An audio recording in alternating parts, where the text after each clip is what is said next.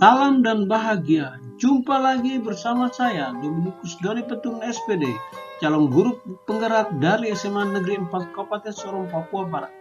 Tugas 2.1A9, koneksi antar materi, modul 2.1. Gendong tas merahku di pundak. Selamat pagi semua, ku nantikan dirimu di depan kelasmu, menantikan kami, guruku tersayang. Tugas dalam koneksi antar materi yaitu apa yang dimaksudkan dengan pembelajaran berdiferensiasi dan bagaimana hal ini dapat dilakukan di kelas. Untuk melakukan hal ini di kelas, tentunya yang pertama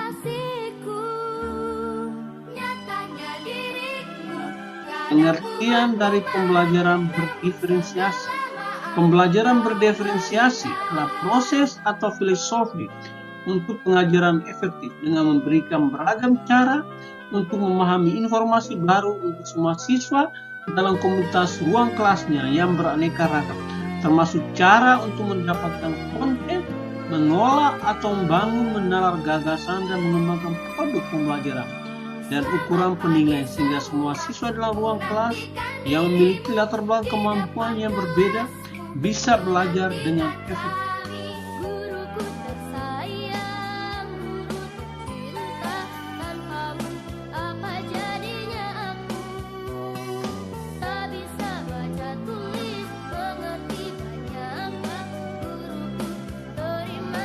Nah, untuk itu pembelajaran yang bisa saya lakukan di kelas adalah sebelumnya saya melakukan atau menyusun rencana pembelajaran berdiferensiasi dan melakukan pemetaan.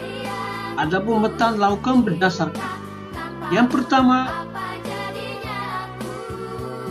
yaitu kesiapan belajar.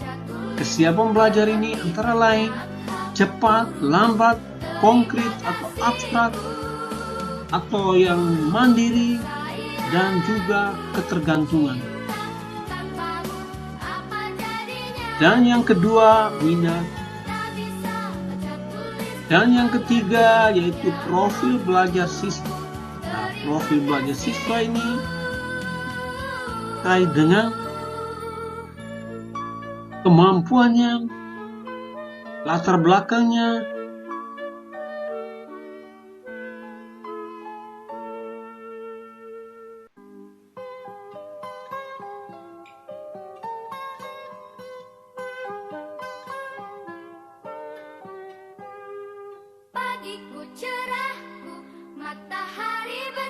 yang kita melihat yaitu diferensiasi, yaitu yang pertama dari segi konten. Nah, konten ini antara lain pengetahuan dan keterampilan, dan yang kedua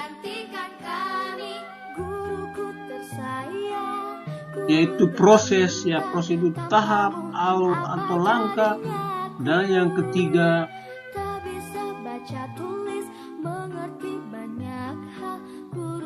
yaitu produk. Nah, produk ini yaitu bagaimana melakukan demonstrasi pemahaman.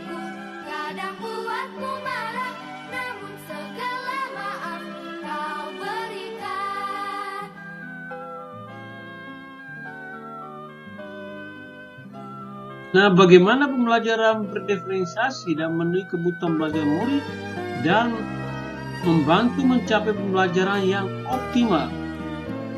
Nah, tentunya di sini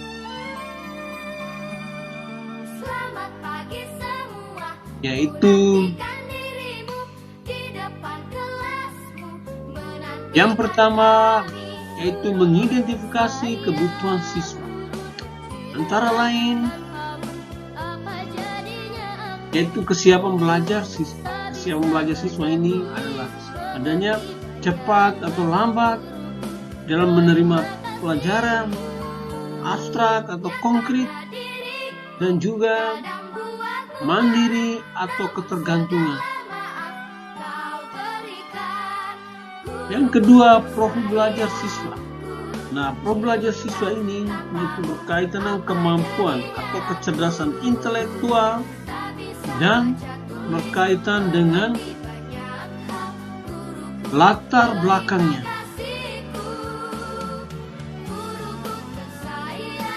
Yang ketiga, minat siswa. Tanpamu apa jadinya aku? Tak bisa baca tulis mengerti banyak hal. Guruku terima kasihku. Nah, sini kita melihat ya the equalizer. Nah, the equalizer yaitu kesiapan belajar murid yang pada dasarnya ada yang sifatnya mendasar dan juga bersifat transformatif, ada yang konkret, abstrak, sederhana, kompleks, terukur, terbuka, tergantung atau mandiri, ada lambat dan cepat. Selamat pagi semua, ku nantikan dirimu di depan kelasmu, menantikan kami, guruku tersayang, guru. Nah, yang berikut minat belajar murid. Nah, minat belajar murid ini yang pertama yaitu mencari kesesuaian antara minat belajar siswa dengan tujuan pembelajaran. Dan yang kedua yaitu mengkoneksi antar materi pembelajaran. Dan yang ketiga yaitu menggunakan keterampilan atau ide yang familiar bagi murid sebagai jembatan untuk mempelajari ide atau keterampilan yang kurang familiar atau ide baru bagi peserta didik.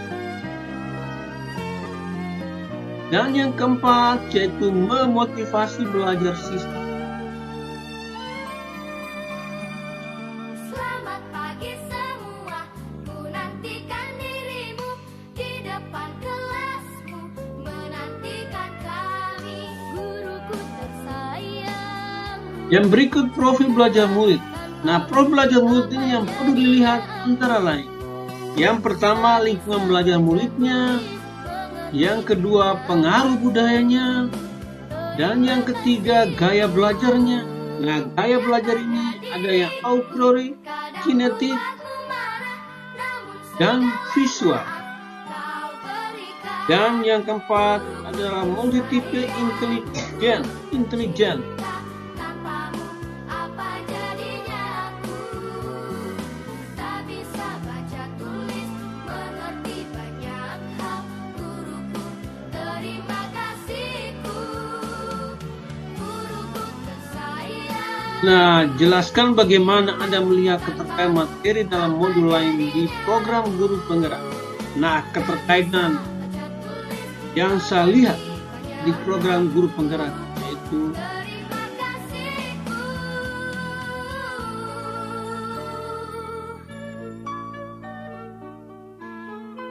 di sini kita melihat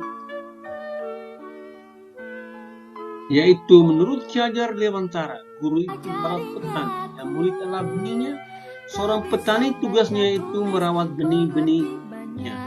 Ada benih jagung, padi, dan lain sebagainya. Tentunya akan berbeda perkembangan dan jenisnya. Begitu juga sebagai seorang guru. Nah, harus jeli melihat keberagaman kebutuhan muridnya. Dan tentunya semuanya harus kita akomodir dalam proses pembelajaran. Karena semuanya memiliki kemampuan yang berbeda, latar belakangnya, budaya yang berbeda. Nah, inilah yang nantinya kita bisa mengakomodirnya. Selamat pagi semua, ku nantikan dirimu di depan kelasmu, menantikan kami, guruku tersayang, guru tercinta, tanpamu apa Nah, tentunya ini dengan demikian kita sadar betul. Kita tahu betul bahwa untuk melakukan sebuah proses perubahan dibutuhkan suatu kemauan dan bekerja keras, konsisten, dan berkesinambungan serta berkolaborasi dengan semua pihak untuk membawa sebuah visi perubahan, yaitu visi yang berpihak kepada murid, visi yang mewujudkan merdeka belajar, visi yang terukur dan bergerak sedikit demi sedikit, langkah demi langkah untuk membawa suatu perubahan. Dengan demikian dapat mewujudkan merdeka belajar.